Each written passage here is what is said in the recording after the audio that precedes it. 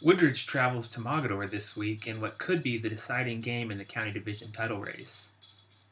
While the two teams could not be coming off of any different Week 3 games, they are still the two best squads in the county division. Give credit to Woodridge for scheduling the big boys in their non-conference slate, but a 48-0 pounding at the hands of Akron St. Vincent St. Mary's is what can happen sometimes when your program takes a big step up in competition. For Mogadore, the Wildcats are headed into this week's play with a 3-0 record and coming off of a 26-20 win over Northwestern. The biggest question this week is if Woodridge's quarterback Sean McCoy can go this Friday. The word has been that McCoy suffered an injury in the Bulldogs' loss to St. V's, so having someone else under center for Woodridge could have major implications for how well the Bulldogs' offense can operate. Secondly, another question is, what is the mindset of Woodridge's defense headed into this game? Against St. V's, the Woodridge faithful blinked, and the game was already over in the first quarter. Will Woodridge's defense have a short memory as it turns its attention into league play, or will there be a hangover when they travel to Mogadore Stadium? Mogadore is extremely happy to have senior running back Gary Strain in the lineup after missing the first two games with an injury.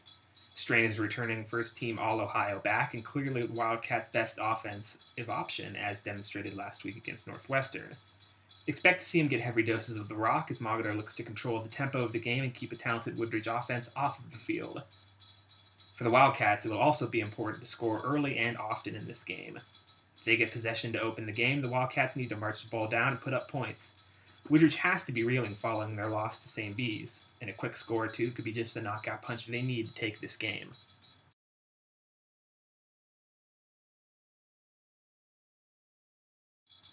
The biggest game in the Metro Division this week sees the Field Falcons travel to take on Streetsboro. The Rockets enter Friday night's contest as the lone remaining undefeated team following non-conference wins over Champion, Garfield, and West Branch. On the other side of the ball, the Falcons are just 1-2 after non-conference losses to Minerva and Struthers, and a cross-division victory over Southeast. For Field, the obvious key to winning this game is stopping Streetsboro running back Dorian Williams. The Rockets' talented senior back has already rushed for 710 yards and 10 touchdowns in just 3 games. One big way to stop Dorian Williams is to limit his touches. Field running back Joe Simpson is coming off of a 100-plus yard performance last week against Struthers, and he will have to repeat that if the Falcons hope to burn the clock and keep the Streetsboro offense off of the field. This might sound like a broken record, but Streetsboro is going to win this game if Dorian Williams has another big Friday night. A versatile runner, Williams is not afraid to run between the tackles, but has also shown more than enough speed and agility to bounce to the outside and get behind the secondary. If Williams racks up his 4th straight 200-plus yard evening, this game will belong to the Rockets. Another thing to keep an eye on is Field sophomore quarterback Preston Semler, something I'm sure the Rockets are well aware of as they plan for this game. Streetsboro comes into this game averaging just 1 sack a night, but there is potential there to rattle the young Field quarterback and force him into making some bad decisions.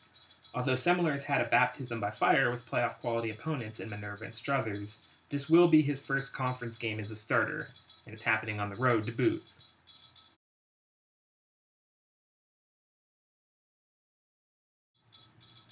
The third game on the schedule sees Garfield travel to Southeast to take on the defending County Division champion Pirates. Garfield comes into Friday's game with a 1-2 record after losses to Cardinal and Streetsboro and a Week 3 win over Champion.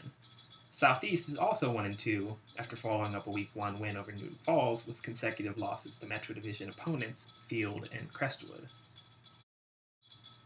It will be important for Garfield to establish the run this week. Last week in victory over Champion, the G-Men rushed for just 33 yards and 26 carries. G-Men quarterback Chase Chapman was able to help his team to a victory through the air, but he's still inexperienced under center and his running game will have to step up to help him out. Garfield has a talented group of running backs and they're going to have to perform well this week. Southeast fumbled the ball 6 times and lost to Crestwood last Friday. Ball control issues that eye-popping aren't usually a one-time thing, so I definitely see an opportunity for the Garfield defense to put their offense in great field position if they can punish Pirates ball carriers. If I'm Southeast, I want Garfield quarterback Chase Chapman to throw the ball as much as possible.